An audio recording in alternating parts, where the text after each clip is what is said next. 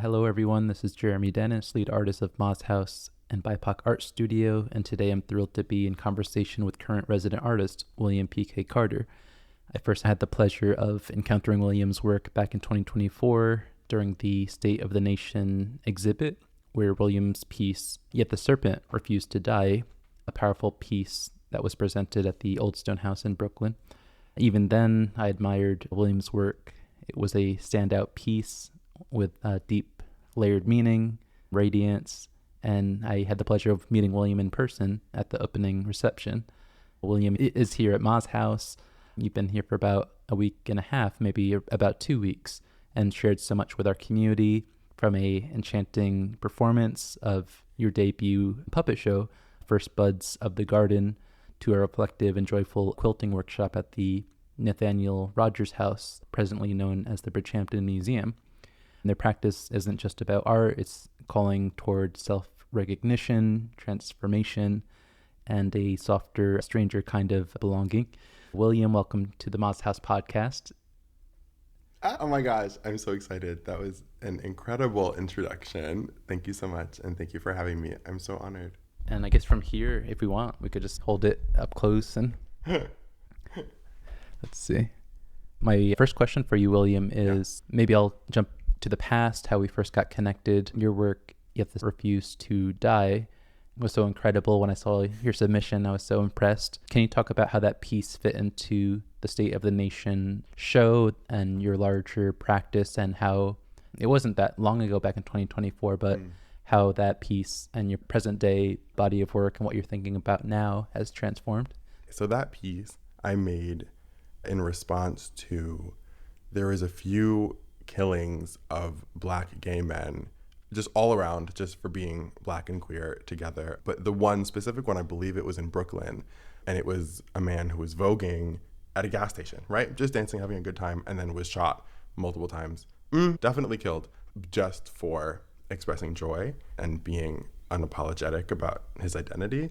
And that really scared me, not only because I'm Black and queer, but also because that was in Brooklyn. It was like so close to home. I'm an hour out from the city, and I find the city to be a place for community and for love and for support. And so the fact that's happening in this space that I viewed as safe was really disturbing.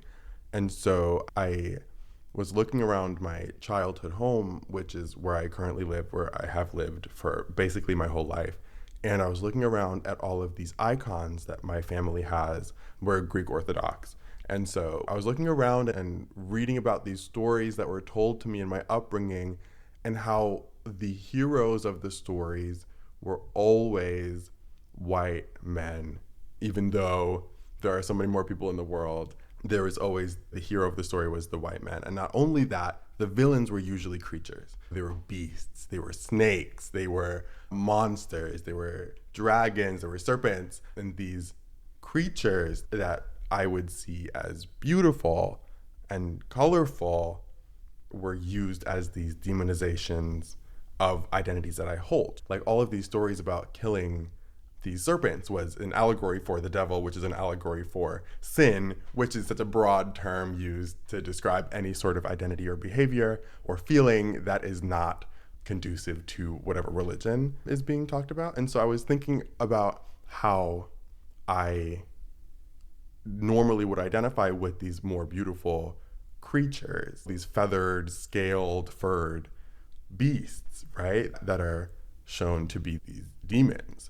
And that goes back to fantasy being one of the only places where I could feel that I identified with people in media, especially with mythical creatures, high fantasy, less, because that's rooted in European folklore. Anyway, all this to say, I equated the killing of Black queer people to this narrative of killing the serpent, showing how I use this piece to show that there are more narratives than just the winner, than just the quote unquote savior, than just the hero, where this serpent that you keep calling a serpent, a creature of sin, is not that. We're just people, and they're people the reigning religions don't really understand and then demonize. And so this piece was really formative, I think, for informing the rest of my work since then. And I'm really glad to have been put into an exhibition with that work because it showed me that people really do resonate with it. They resonate with the visual language of religion, and they resonate with feeling like they are more than just a human person, feeling like there's bigger, beautiful creature, colorful. And from there, I've been making work that is changing the human body and morphing it to resemble more animalistic things and beings and things that are mystical and magical as a way of showing queerness and blackness and any other identity that is outcasted and on the margins, showing that we are not just these things. Oh, absolutely. Yeah. Yeah, your performance here at Ma's house just a couple days ago was jam-packed. It was sold out multiple times, and we had to find room for additional people. Speaking of which, your performance, the title again is First Buds of the Garden. It was, as you said, so full of fantasy, emotion. I like how your piece in 2024 dealt with memorializing a passing, and your performance also dealt with death and resurrection and seeing life after the fact. And I wanted to ask if there was a moment where there was a seed moment or resurrection moment that brought all the different characters in that performance together, just because at the end you gave a little bit of an artist talk and described how they're all different facets of you, but do they all come together at a certain point, or do they all have a presence? I think that in the way that as we grow, we're just adding on more things to who we used to be.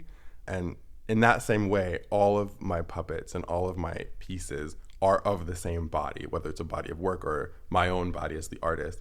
They are of that same identity and that same being, and they are just different iterations and different facets of that same thing. And so it's really easy for me to connect all of my work together, not necessarily in a linear sense, but in an iterative sense of this comes from this one, and then this one evolves and transitions into this one, but they are all the same. They are all of the same creature, thus showing the multitudes of the individual, which I really love. Exciting thing as the artist to keep in mind, because I used to think that I had to make something new and different every single time. I feel like that is the pressure of especially studying art in school. But now being an actual practicing artist, I'm really excited about doing the same things over and over again and exploring the same theories and ideas in multitudes of different ways, but staying on task. So it's like having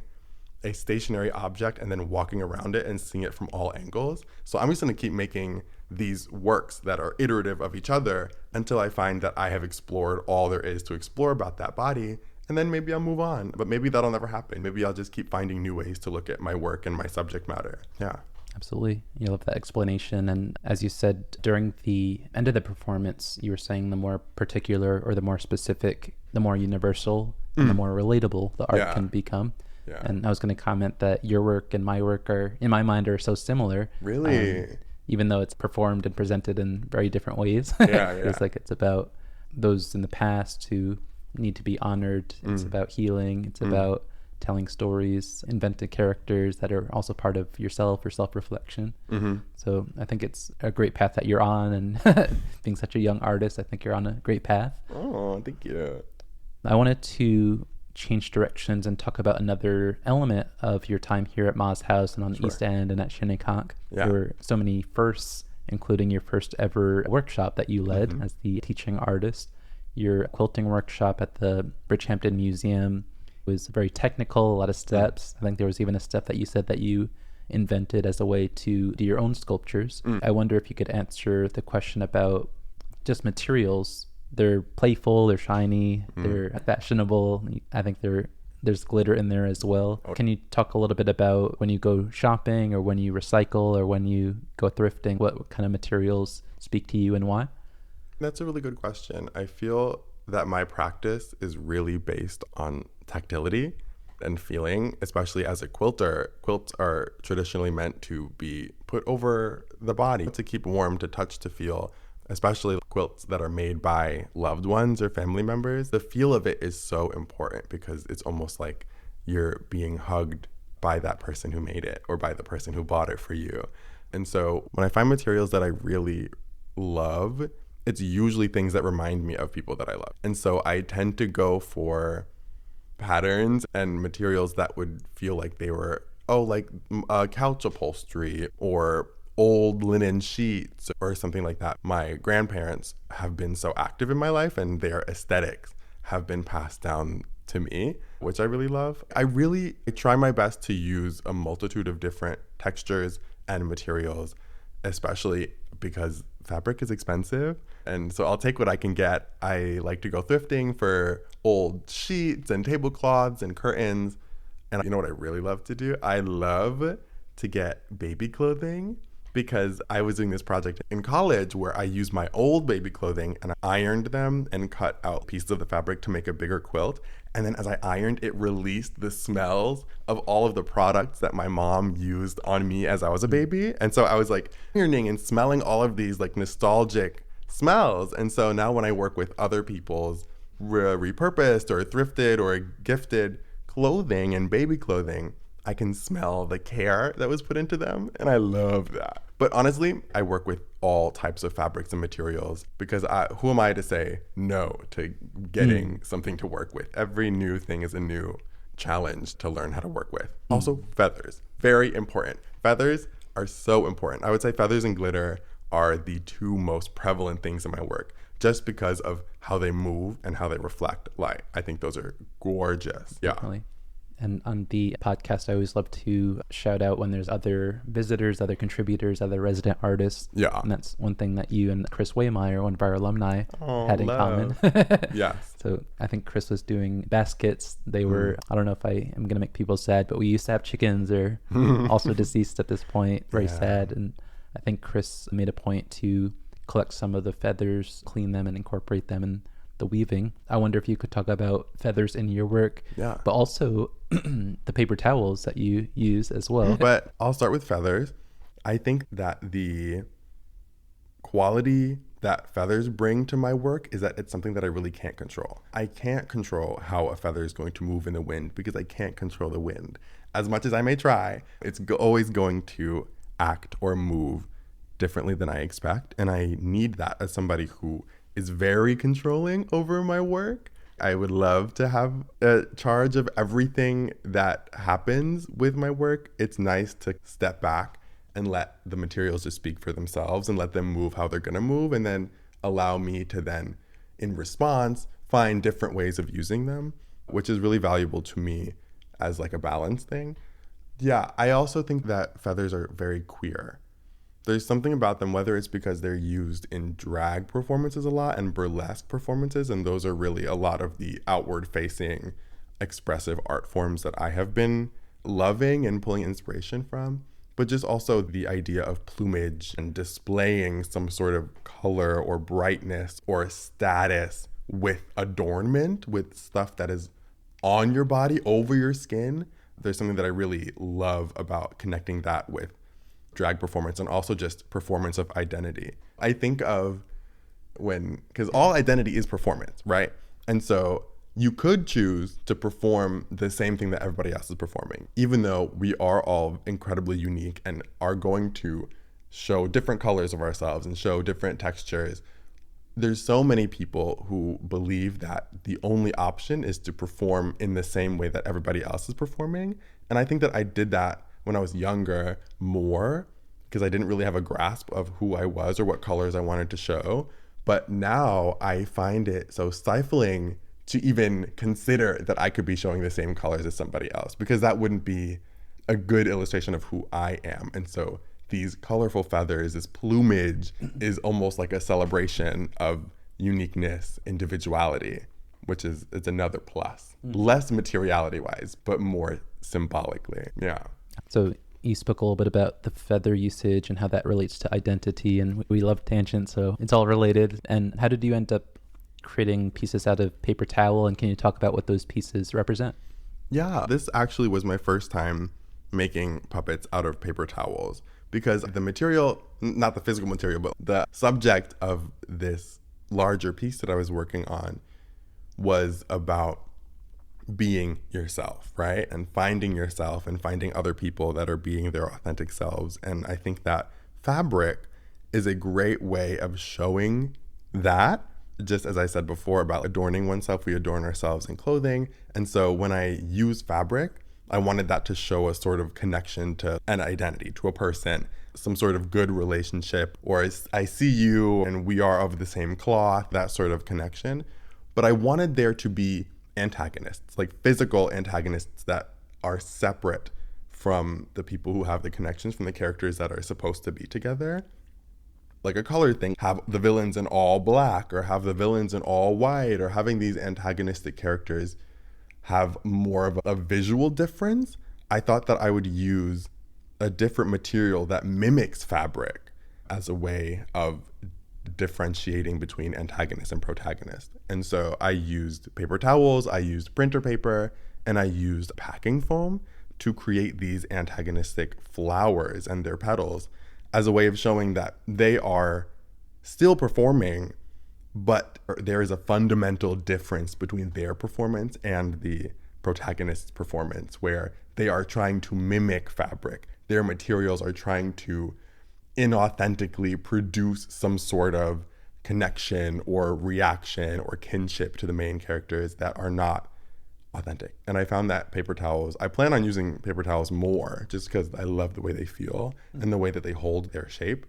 But I did that move away from the visual language of, oh, the antagonists are always wearing black, or the antagonists are always wearing these different color palettes, or they physically look different, because that's a way of marginalizing people. In the real world, you can't always tell who someone is and how they're going to align based on how they look. That's a dangerous assumption to make. So having them look similar but be made of different materials is a pretty good way that I found so far to differentiate. And I also wanted to shout out Jake Kimball, who was just here very, very close to your residency just before. They're a photographer from Vancouver, Canada. And as a photographer, they actually printed on paper towels. So I wish you all had a chance to meet. Yeah. But I love the use of your paper towel, very different use case. But I do like how you're using identity and how in identity and in politics, like the conversation about fragility is always there and it's always a negative. And I think the strength of authenticity and symbolism in your work is really strong. Thank you. I appreciate your explanation. From your performance, it seemed like your puppets were very familiar, also otherworldly and fairy tale-like. I wonder if you could talk a little bit about you as a puppet performer and as an artist, and how you're probably pretty unique as an individual performing in this way. Are there people who inspire you or people that you looked at to choose your direction? Yeah, I feel that it is pretty unique to even be into puppetry in general. I feel like despite its prominence in our culture, with like most children's shows being done with puppets and most like Broadway shows including puppets, there's not a lot of people who work in puppets as an art form. And I feel like now it is moved to more of a product. Like there are productions of puppets and mascots, and there's a standardized style of puppets, which is the Muppet style puppet that is so strong and so prevalent that when you say, oh, I work with puppets, people are going to automatically think that. They're going to think Sesame Street, they're going to think Muppets, they're going to think Fraggle Rock. But that also allows for so much uniqueness, subculture, because of how strong the dominant culture is. I feel that every day I meet another artist that is so close to getting into puppetry, but they don't have that knowledge of, oh, I can actually do what I want to do with this medium. It doesn't have to look silly, it doesn't have to be goofy. Like it can be a serious sculptural, artistic piece in the medium of puppetry. I find it to be a beautiful middle of theater and fine art, because I did all of the above in school. I was singing, I was doing theater, I was doing art, and towards the end of my high school career, I was like, okay, so I need to choose one, right? Because I've been doing all of this, but like, how can I do all of it actually? And so I let go of doing these other things, like performing that I really loved and singing, and then I refound it once I got my footing in the art world. And I was like, wait, okay, so I can combine everything that I've been doing already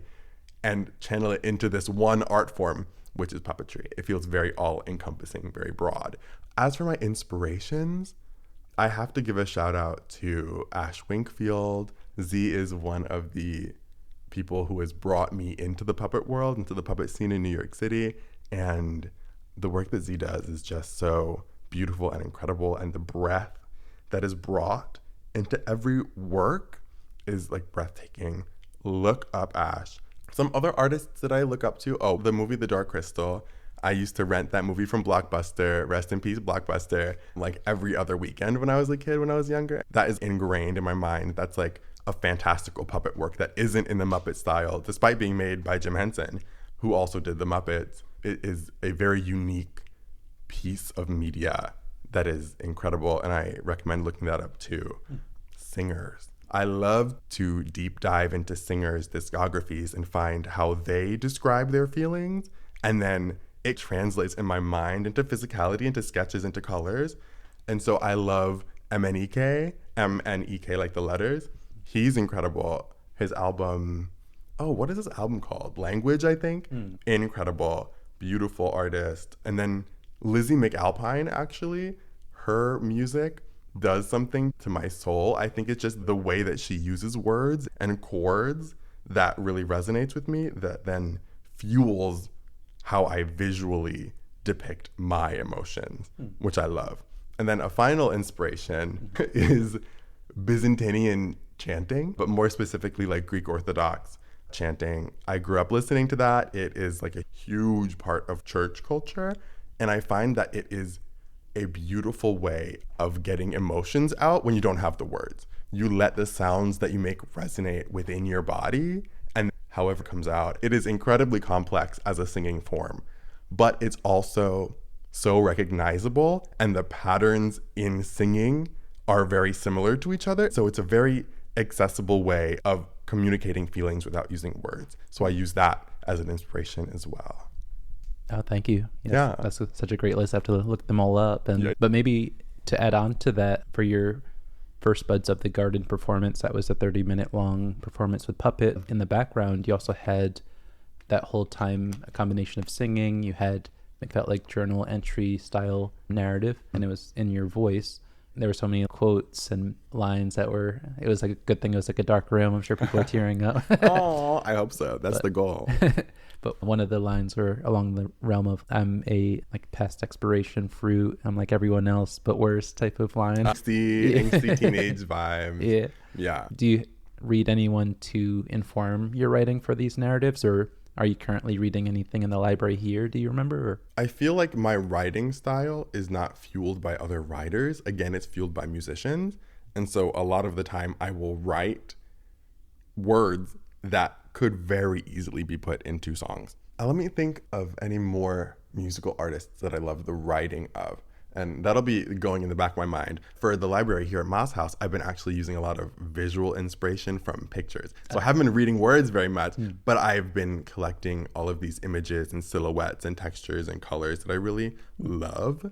And that comes out in my use of feathers. And I'm going to be getting into beading now, which is very exciting because I haven't beaded before because I haven't had the patience. But seeing how it can be done so well and so beautifully, I'm ready to get into it. And it's like a checkbox or confirmation. There's like a new practice that you learned coming to Moss House. Yeah, exactly. Transformation. For your performance for the First Buds of the Garden, it was the debut here at Moss House. I wanted to ask, you were working right up to the minute of the performance. You had some helpers. Was that your main focus, what you were working on the whole time here at Moss House for the past like week and a half up to it? Or what was your kind of game plan in terms of studio time? A designated studio, I will set up tables, like folding tables in the living room and be like, okay, nobody walk over here. There's pins everywhere. You're going to hurt yourself. Just go like via the kitchen if you want to go to the dining room. But I knew I wanted to make the most out of the time and the space. And so I didn't follow a set plan for, this day I'm going to do this, day I'm going to do this. I really did just experiment with what I could do with space.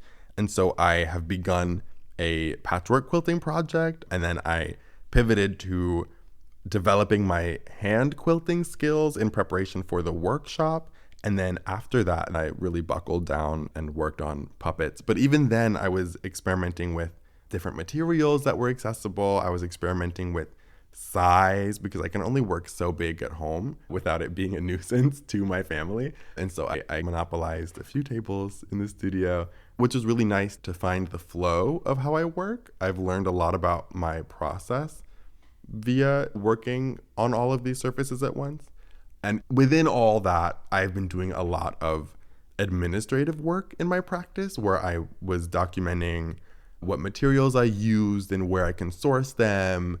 I was also changing the way that I organize my things, seeing this house and Ma's house and the studio so well organized and so functionally thought through. It really helped me like collect my own thoughts and collect my own materials to be like, okay, so if I'm going to be successful, and I guess ergonomic is the word, I'm going to have to change the way that my home studio looks and the way that I organize my things.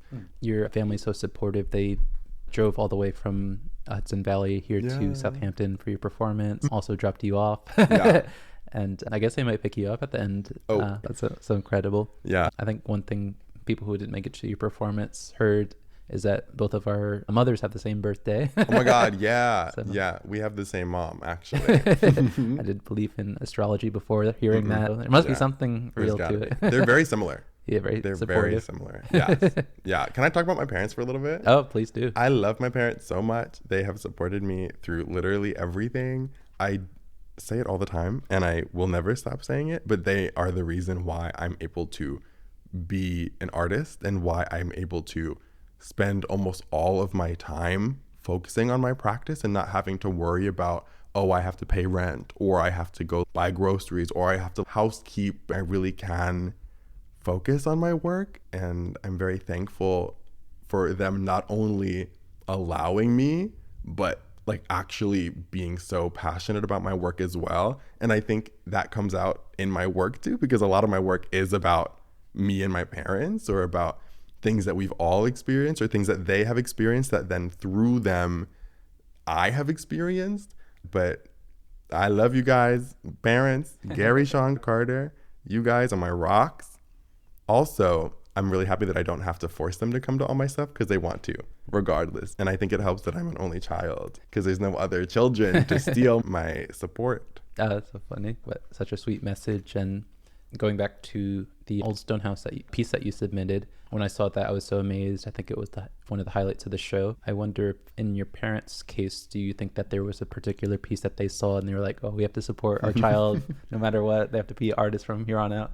Whoa. I feel even like in childhood, they were the parents to make sure that I did everything and tried everything. So they were like, you should try a sport, right? So we tried tennis, we tried gymnastics, we tried basketball, we tried soccer. And not only did they sign me up for these things, but they attended with me. Like my dad and my mom know nothing about soccer, and yet they coached a soccer team when I was in elementary school so that I could try soccer out. Like, I don't even think that there's one moment that they saw and was like, no, like actually we need to buckle in and support this kid, because I think that was there from the jump. That was there from the beginning. I've been their priority, and I felt like their priority for my entire life.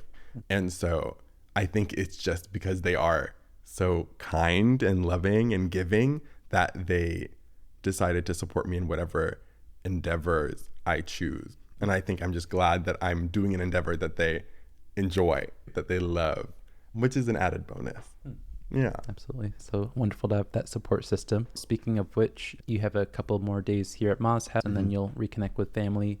I wonder, looking ahead, what's next for you? Do you have any upcoming projects, collaborations, residencies, dream performances on the horizon that you want to share? Yes. Oh my God, there's so much cooking. It's really overwhelming, actually, about how many people I'm in contact with about a bunch of different things and different projects. But I think that's a really good problem to have. Like, I'd love to be overwhelmed by all of these things that I'm doing, because that means that I'm working, right? But coming up, I'm actually a fellow in the Ann Street Gallery Emerging Artist Fellowship, which is in Newburgh, New York, with Safe Harbors of the Hudson. They are incredible. It's a 6-month program, and we're having a joint exhibition. It's me and 2 other artists. We're having a joint exhibition in September. So it's halfway through our residency or our fellowship. we do a exhibition, and then we continue to work and okay, what worked about that exhibition, what didn't work, what are we going to learn from, what are we going to work on. So that's like pretty soon. But also my dream project that is actually like in motion right now, which makes me like foam at the mouth just thinking about how exciting it is, but also how much work it's going to be, is I'm currently developing a piece entitled Beautiful Without Consequence. And it is a long form puppet theater piece about removing the prey mentality from our identities, our marginalized identities. Because I found throughout this crazy, scary time that we're in, that I do a lot of the oppressor's work for them in my mind, where I let my anxiety run crazy and run wild. And then it turns me into this prey, this deer that it knows it's going to be hunted and thus like prepares itself. I'm preparing myself for death with every like panic attack that I have. So this whole piece it follows a creature that metamorphosizes into different animals that are preyed on in different ways until it discovers that's not the only way that their identity can manifest, and that's not the only physical form that they can take. And so they go from a deer that is hunted and hit by a car to a fish that is caught and released for trying to follow this beautiful lure, to a kaleidoscope of butterflies that all perform their colors for a heteronormative white audience and then start to fall out of the sky from exhaustion because it's not a sustainable lifestyle, to finally they all coalesce to become this walking, living, breathing garden that is communal, that exists outside of the harmful gaze that it used to. And it brings all of the past iterations of itself together to become this garden, to become this lush jungle. And that's going to be a big project to work on, but I have multiple avenues of producing it. And I'm very excited to be pulling all of my different like contacts in the puppet world, the theater world, the art world, and bring them all into this project to have a true like multidisciplinary experience and project that I hope to then tour with and then have live on, hopefully past me. But we'll see. That's like a long game. But I am working on it and it is in production, which is very exciting. That's so incredible. And yeah, congratulations on all your projects and success. Thank you. I wonder, since you have an array of exhibits and openings and performances, what's the best way for people to keep in touch? Is it your website? Do you have a newsletter, or is it social media? I update my website very often with all of my upcoming gigs and events and performances. I also am very active on Instagram. You can't peel me away from Instagram. I love a reel. I love a story. I'm very active on there with sharing what I'm doing. Newsletter, email, or something. Yeah, I like that. I like that a lot. And maybe a Patreon, like subscribe to see behind the scenes. I don't know if that's a market for people, but I am very good with updating my website and my Instagram, if nothing else. All right, perfect. And people can find you on Instagram. Is it Basil Leaf? It's Basil Leaf, Baselleaf, because Basil in Greek is Vasily, and Vasily is the Greek version of William. Oh. And also garden. We love gardens. We love herbs, but it's spelled differently because I want to be special. But also BAE is before anyone else. On Instagram, BAESLLEAF, but it also comes up if you just type in William P.K. Carter. Website is williampkcarter.com. My email is williampkcarter@gmail.com. Email me. All right, perfect. Gotta get a lot of fan mail soon. Oh, I hope so. Send fan art too. I love fan art. That'd be great. Thank you again, William. Such a great interview, and so great to have you here. I don't think we're going to have this podcast out soon before tomorrow, but you're actually going to be performing a short public piece at our fundraiser tomorrow, July 9th. Thank you so much for everything you're bringing to Shinnecock, to Ma's house, to East End.